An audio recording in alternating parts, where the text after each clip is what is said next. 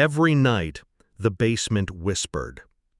Every night, the sound came again. At first, I told myself it was rats, gnawing, scratching, whispering in the walls like restless teeth. But then came the other noise, a metallic rattle, soft, rhythmic, like chains being moved just slightly, as if something shifted against them. I stopped sleeping, my ears trained on the floorboards. I counted the seconds between rattles. I memorized the pattern. The house was old. Drafts howled through the corners, but no draft smelled like copper and rot. It happened again on the fourth night, a sound like a muffled cough. That was when I stood, barefoot, and walked toward the basement door. The key wasn't there. It had never been there. Father always kept it with him. Basements off limits, he'd said my whole childhood, and like a loyal child, I never questioned him. But loyalty has an expiration date. That night, with a screwdriver wedged into the frame, I forced the door open. The wood splintered under my weight. The smell hit me first. Not mold, not rats. Decay. I froze halfway down the stairs, hand clamped over my mouth, the stench of blood and something older, heavier, crawling into my lungs. And then I saw it. A locked door at the far wall. A door I had never seen before. The door shouldn't exist.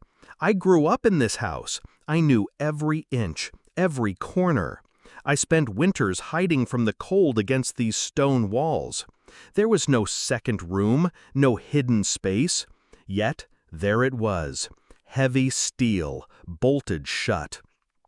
My hands trembled when I touched it. The metal was colder than the air around it.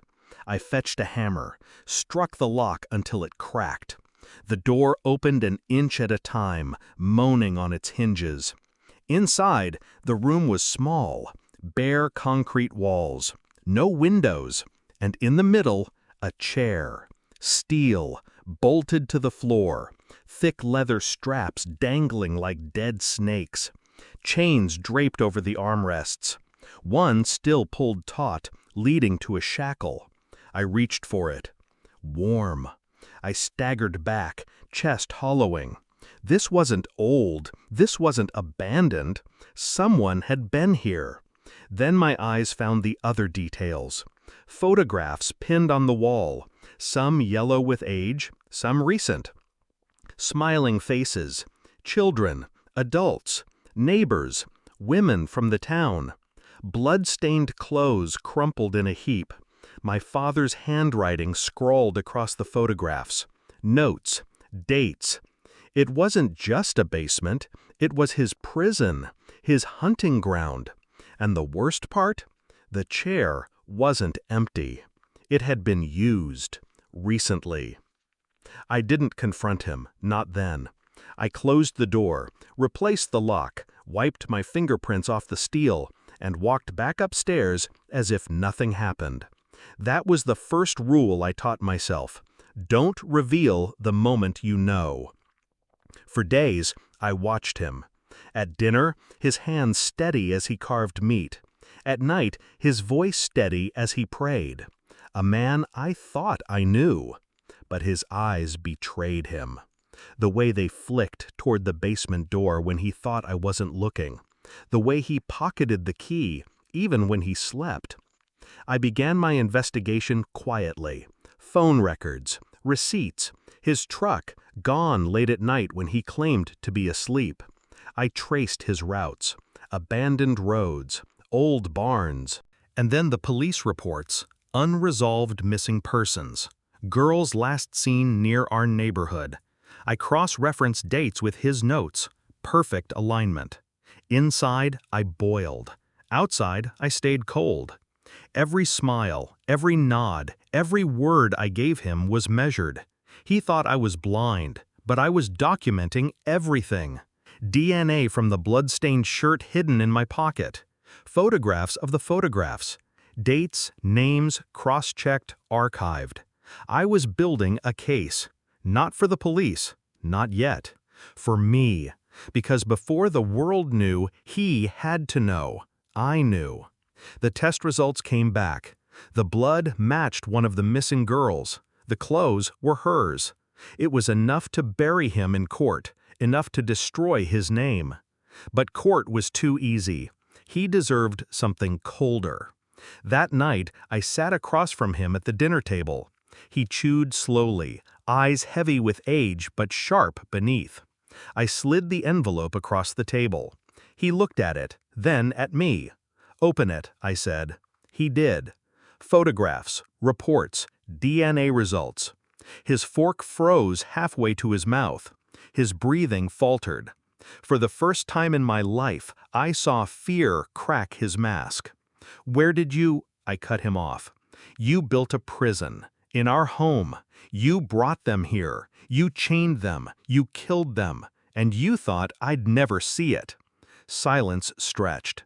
His lips trembled. His eyes darted, calculating, searching for escape. I leaned forward, my voice low, steady. One of the chains was still warm. He broke then, a sharp inhale, a hand shaking. But I didn't. I stayed still, cold, detached. Because this wasn't about emotion anymore. It was about exposing him, piece by piece, until he drowned in his own secrets.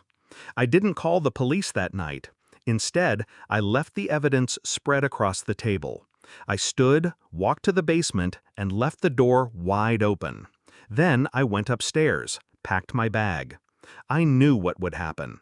Neighbors would notice the smell, the open door. They'd call authorities. The photographs, the chains, the blood, it would all be there, waiting. And so would he, alone, panicking, trying to explain the inexplicable.